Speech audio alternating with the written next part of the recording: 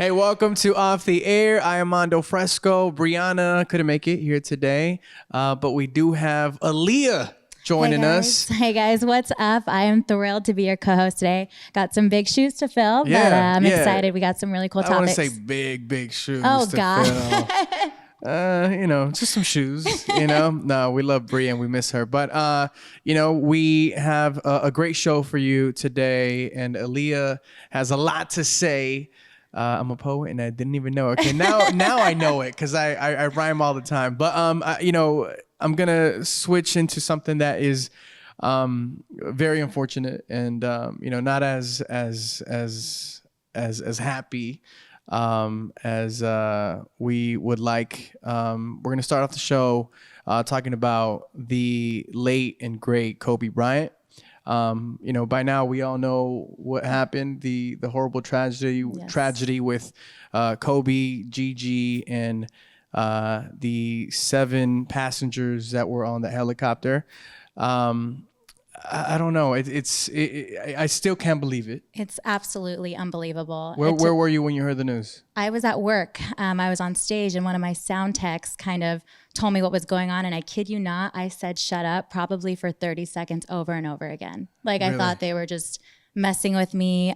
He actually ended up crying because he apparently was like a really diehard Kobe fan. I had to take a break. It was insane. And just not even being in LA when it happened, flying back in, I was like, I'm going to come home to a whole new Los Angeles. Yeah. Yeah. And that's what it feels like. It still feels like so unreal. I was walking into the gym and I was on my phone. This must have been around like 10 o'clock in the morning. Later we find out that the accident happens around like 9:40, 9:45 or so. It's crazy how fast the internet is now. Yeah. Because on social media within 15 minutes it had reached me. So I'm checking in to walking into the gym, and the girl says at the front desk, she says, "Have a good workout." I don't respond. My eyes are just I could feel them. They're in shock. Yeah. I have my hand over my mouth, covering my mouth in disbelief. And she says it twice. The girl says, "Have a good workout." Have a good workout, because I'm just so out of it. And I was just standing there. I walk in, I take about 10 steps, and I walk out. I couldn't believe it. And I start texting and hopping on calls. I'm in shock. I'm in disbelief. I start, tears. I'm holding back tears at that moment. Yeah.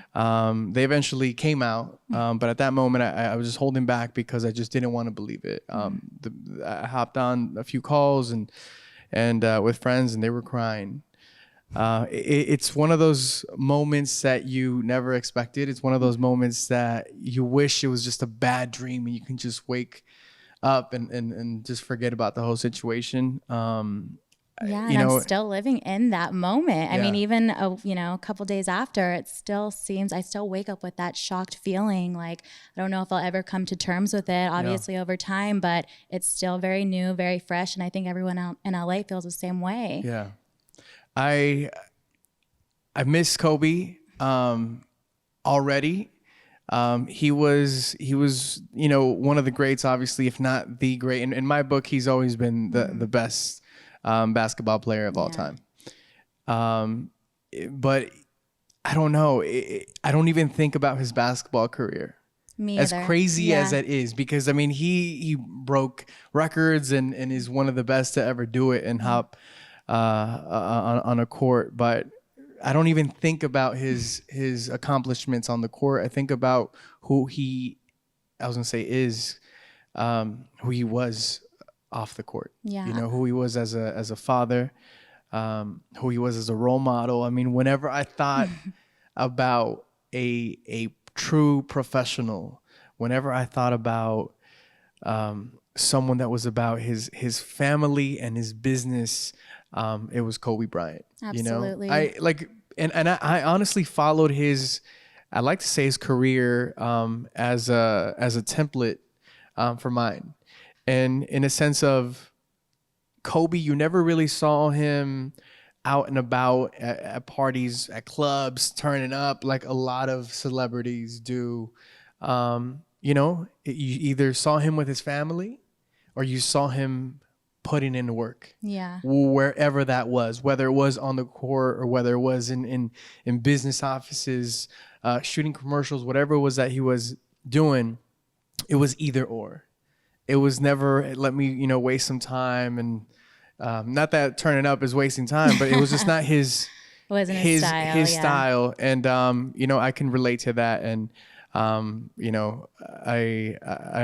my thoughts and prayers, my condolences are with Vanessa Bryant, her daughters, and the families of the 7 passengers as well. Absolutely. I know. And I was telling the team, there's never been a death that I've experienced, a celebrity death, or somebody that I just don't even know personally, affect me this hard. Like you said, you don't even necessarily have to be a basketball fan. Growing up, I did watch basketball, but I wouldn't say the Lakers are my number one team. I don't feel about them the way I feel about the Dodgers, Right. But I wouldn't be nearly as sad if like any Dodger player died, because I know how powerful and what kind of a legacy Kobe has led, and just how important he is to this city and to the world, basically. Like, it's just, I know how big of a deal he is to those around me. And even just like not viewing him as an athlete, but just as a inspiration in general. It's so heartbreaking. It's just a terrible tragedy. That's Horrible. all. Yeah. Horrible. And there's nothing in this world that can make any of this better. Like, not even an explanation. Usually, I don't know, accidents happen and we look into answers, but there's no possible answer in the world that will make this any better. Yeah, I know. I'm still trying to find that like silver lining in it all, and it's just it doesn't exist. Vanessa Bryant just a few days ago, she posted. It was the first time that we've heard of her. I, in my opinion, I don't even think she needed to do that. Absolutely not. I was waiting for it for it was going to be a while, I thought, but I'm happy that she did, and I think her message was beautiful. It definitely helped with the mourning, I think, and the grieving. It at least started it for many, including myself. And then, right after the tragedy, the Grammys happened. Oh, yeah. And then the Grammys, that was such an odd tone. I thought that they were going to cancel it, honestly. It's just like, how do you go on? How do you have such a night that's supposed to be filled of entertainment and just choreography and music and performance and just all these, it's supposed to be a happy moment, but there's this overwhelming sense of depression in the air, especially with the proximity of everything. The Grammys were held, basically where Kobe played his whole life. Right. So it's just, I didn't really know how to look at it. But I was pleasantly pleased with how they carried everything out. Yeah. And Alicia Keys did a great job. Yeah, she always does. She did a great job, just also, addressing the tragedy and paying tribute to Kobe, Gigi, and the families. Unfortunate for the Grammys, even though I'm sure they tried their best to remember Kobe. They did have the lowest ratings ever in their prime demographic, which is 18 to 49. Yes. And prior to that, it was in 2006. They had the lowest ratings of all time. But this was just as bad. And I think a lot of it has to do with Kobe's passing.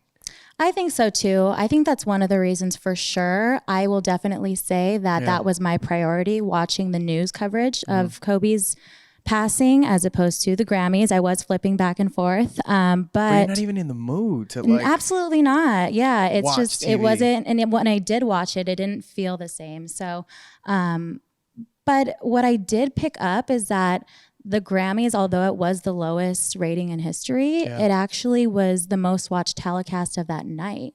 So I was kind of like, that was kind of interesting because it's like, what were people watching? And like, I thought that the reason why they weren't was because they were watching the news, but maybe because they were watching like multiple news stations and everything was kind of just so saturated. I don't know, but yeah, it's really interesting to see that. Yeah. Now, switching gears here, at the same time, still talking about musicians, a very talented one, Khalees. Khalees says that seeing the photos of Rihanna after the altercation with Chris Brown, she decided to leave her abusive relationship with Nas. How long do you think should one wait before leaving an abusive relationship? Should one even wait? What would you say? Yeah, I mean, obviously, like, we don't condone any like physical abuse, so we're talking about when to cut it off verbally. Right. Absolutely. And I think it's just whenever you feel like someone is talking to you, like even in a derogatory way, or it's one thing to disagree with each other in a relationship and have your arguments, but to have someone come at you from a place that's not really, that doesn't stem from an argument, it doesn't make sense. So I would say the moment anyone starts calling you a foul name or just tries to put you down for any reason, I think that's emotional abuse. Absolutely. Yeah. Unfortunately, a lot of women don't really have it in them to leave that early. A lot of people don't really realize that is abuse, and that could potentially lead to things. It's a slippery slope. Selena Gomez recently came out talking about I heard how Justin Bieber was very abusive in the verbal abuse standpoint. I obviously don't, like we just said, we don't support any type of abuse, whether it's physical or verbal. I would say and even prior to even getting to that, calling it abuse, what I say is when someone is not making you happy, and when someone is just not respecting you, I think it's time to walk. Yeah, absolutely. Because at that point, you're not doing yourself a favor, and you're not doing the other person any favors either. Because if they have the feeling or the want, the need to abuse you or hurt you in any way, then it's not for me. I obviously, if I'm with someone, I want the best for them. And if it's the respect is a mutual, then the love is a mutual. Now, some people may say, "Oh, I love you," but if you're treating the person like crap, then is that really love? Yeah, unfortunately, every individual sees respect is like a relative thing. People don't really understand like what it means, and to different people it means certain things. So one woman can be in a relationship and think she's being completely respected because her standards are so low, or that's the way she's been being treated in that particular relationship. When in the grand scheme of things, it's like, no, he's treating you like crap. So, but the bright side of this is that Rihanna definitely did teach. I mean, I'm sure she taught many women out there when she left Chris Brown this lesson, but at least we can like guarantee that there's definitely one, and that's Khalees. So yeah, man. Shout out to Khalees. And shout Rihanna. out to Rihanna. Rihanna is rumored to be going out dating ASAP Rocky. Now, I know they both have come out and have said, nah, we're just friends. But how many times haven't we heard that? I was going to say, that's always the response, especially when people start initially dating. So, and Rihanna and A$AP have a past. Right. She was in his 2013 music video, and that was such a cute video. And everyone was super excited to see them kind of getting it on and, feeling themselves. But yeah, I guess at what point do you... How early is it to pursue a new relationship? I mean, she just broke up with her ex of 3 years. Yeah. I don't even know if there's a time. I mean, I would say if you break up with someone, I mean, shoot, technically you're not in a relationship anymore. Yeah. So like jump into another one if you like the next day, Yeah. you know, hey, YOLO. But so if you're with somebody for 3 years though, and you knew that this particular person and or whatever, a dude had a past, and the day after you break up, she's hanging out with him again, wouldn't you be like, oh, she kind of like was talking to him all along? Or I definitely would think that if I was the ex, but you know, I feel like sometimes if she was in a 3-year relationship and she starts seeing, you know, ASAP, for example, just a few days, let's just say the next day, a lot of relationships, once the end comes, they've been done for some time. It's not like, oh, we just ended yesterday. It was such a surprise. It doesn't really work that way. Yeah. I mean, relationships, if they come to an end, I think they've ended prior. You just finally decide to cut that cord. Yeah. And also, I guess we didn't know, like, who's to say that they didn't actually break up, you know, maybe 2 or 3 weeks before that. That's just when the media presented it to us. Right. So it's not like Rihanna said, like, hey, I broke up with, you know, Hassan today, and tomorrow she's dating A$AP Rocky. Yeah. But shout out to A$AP Rocky, man. I mean, after, you know, where was he in jail? In Switzerland? Yeah. Sweden? Guys, Switzerland and Sweden isn't the same place. It was Sweden. Yes, I believe it was. So after he got out of jail in Sweden, he's been shining, man. The man has been glowing, and now with Rihanna, you know, it seems like he's on that Fenty too. Oh yeah. You know, his whole life is glowing, not just his face and his smile, man. So shout out to A$AP Rocky. His music too has been flourishing, and Rihanna. I mean, you can't say enough. About Riri. And Twitter is raving right now, talking about just how beautiful their babies are gonna be, and like they don't know who's prettier, and just like the most hilarious things. But it's cool because everybody's like kind of on board. I'm rooting for them too. I mean, I think they're really cute together. So if there was a celebrity that is your crush that you would love to make more than a crush, who would that be? A$AP Rocky. Is it Rocky, really? No, but he's definitely up there. This is gonna sound really weird, and I might throw everyone off here a little bit, but I love James Franco. James Franco. I mean, you know, that's expected.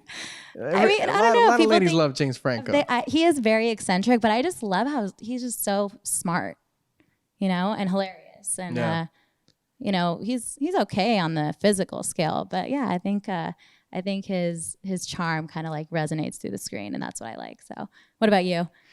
Jennifer Lopez. Really? Yeah, oh, man. God. Now, see, okay, hear me out. J-Lo has been around for many years, and you know, well, she is 50. You know, I'm not surprised that you'd be like, really? But J-Lo has been my crush since I was like 13 years old. You had her posters on your wall, of course, I had her posters. I had, you know, every magazine that she was.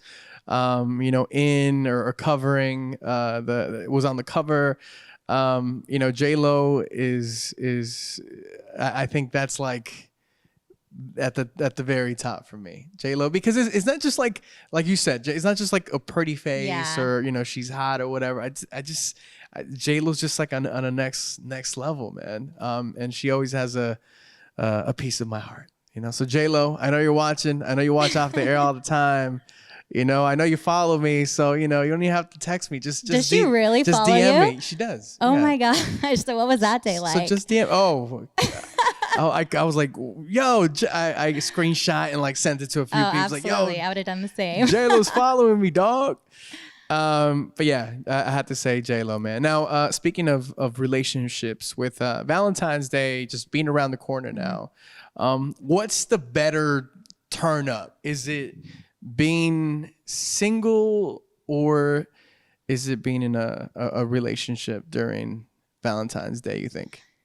Well, if we're talking about turning up, obviously I feel like being with your friends is more of a turn up. You know, there's more of you guys, more potential to act wild, more potential to, you know, give into peer pressure and do crazy things together. But I don't know. I feel like you can always turn up with your guy too. Yeah. It's gonna. I don't know. I feel like everyone gets so sad around Valentine's Day if they're single. And like being single is so like important for like self-development. And I don't know. I would just embrace it. Like you just because you're single this year doesn't mean that you're going to be single next year. And why is there even a stigma with being single in general? Right. Like, I don't know. Like I love being single. I think being single is like or when I was single, it was such a fun time in my life. And so I think it's absolutely necessary for self-development. Yeah, no, I agree. I mean, whatever makes you happy, like do that day. If it is hang out with your friends, your family, if you have a partner, Valentine's Day is about love, right? Now, be with your loved ones, be with the people that you love or that love you. I mean, it's not about being in a relationship that I don't understand. I mean, I do understand how that happened. It's all the companies that own it's like, was it Hallmark? Is that what it is? Yeah. Hallmark and all these companies that want you to purchase things, and they branded Valentine's Day as that. So you can buy flowers and buy gifts and buy diamonds and buy a bunch of other things. And I think that's where we get, it's deceiving because we've been watching that since we were kids. Yeah. Right? You have to give something to that special someone. That's like the commercialistic, like America we live in. I mean, Christmas is the same way. You know, we've slowly like got rid of the meaning of it and kind of just took on this capitalistic approach. But what do? You mentioned that it's, a time to spend with people that you love. What do you do when the people that you love are like wifed up or like, what if you have nobody to hang out with on Valentine's Day? What do you do? I mean, obviously I advise you to stay off of social media because you will sulk. But what would you recommend like people doing if they really don't have anyone to hang out with on Valentine's Day? Well, I mean, there are so many people in one's life that do have love for us. Now, aside from friends, I mean, you have your parents, you have your siblings. You got your dog. You have your dog. I mean, there's so many people, and if not, I mean, it does not necessarily, you don't necessarily have to celebrate Valentine's Day either. If you want to be single and just, treat yourself to a nice dinner or just hang out at home and with your dog or just watch some TV, do that. I mean, I hate how we have been programmed to do things on certain days. Like you just mentioned, Christmas or New Year's Eve. Right. Or even your birthday. There's so much pressure to have like the best day of the year on your birthday. And it's like, chances are that's not going to happen. Like there's so much pressure. And then because you don't live up to your expectation, it ends up being like the worst day of the year. Right. Right. Yeah. Right. So. And you know what? Let me talk about expectations. I think that ruins everything. Not just holidays or birthdays. I just think expectations, expecting people to do things for you or expecting myself. Sometimes I have expectations for my own self. And I hold these expectations, very high. And many times because of how high I have them, I don't get to them. I don't reach these expectations. So I just think they ruin a lot of things. And we just put a lot of pressure on those around us, the people that we love, on ourselves. I interviewed someone on a carpet. It was Joey Badass. And I asked him, what should your fans expect? And they said, my fans shouldn't expect ever. They should accept. And I love that. Yeah. Because that's what life should be. We should accept what happens in our lives. We expect to do certain things, to reach certain goals by by X age, or by X day. And if they don't happen, we put ourselves down. And we lose motivation because of it. We lose a lot more than just that. And I think that's the way to go. It's don't expect, accept. Yeah, I definitely agree with that 100%. But I just feel like if you're not expecting things, at least from yourself, how do you go about being ambitious or wanting things for yourself? Obviously, there's a disconnect there. Right. I think it's more so, planning for, certain things that you want to do, whether there's, goals, some aspirations and things that you want to do and reach in your life. But even throughout like my day, I have such a long list of things that I want to get to. And to be honest with you, I probably get to half of them every day. Yeah. But it's only because I hold these things so high. These expectations are so high for myself. After I had the conversation with Joey Badass, I started to give myself less of a hard time. Because yes, you're right. Like I have these expectations, but if it doesn't happen, I'm not as hard as on myself.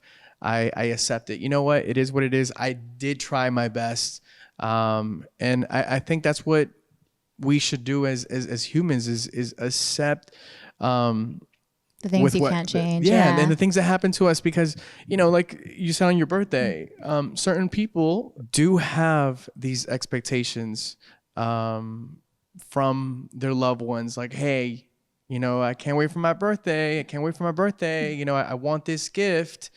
And then if it doesn't happen, then they get bummed out. And these expectations that are far from your own. Now you're throwing these expectations on someone other else. People. Yeah. And that's worse. Yeah.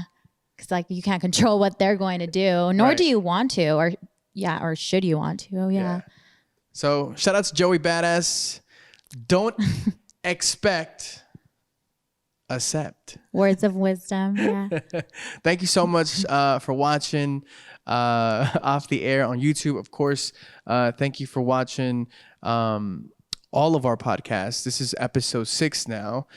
And I'd like to thank you, Alliyah. Yeah, absolutely. Thanks for having me. Being here with us today. Shout out to Bryhana. We will be back for episode 7. And also, real quick shout out to everyone who listens on Spotify. So, yeah, episode 6, Off the Air, Mando Fresko, Alliyah. Yeah.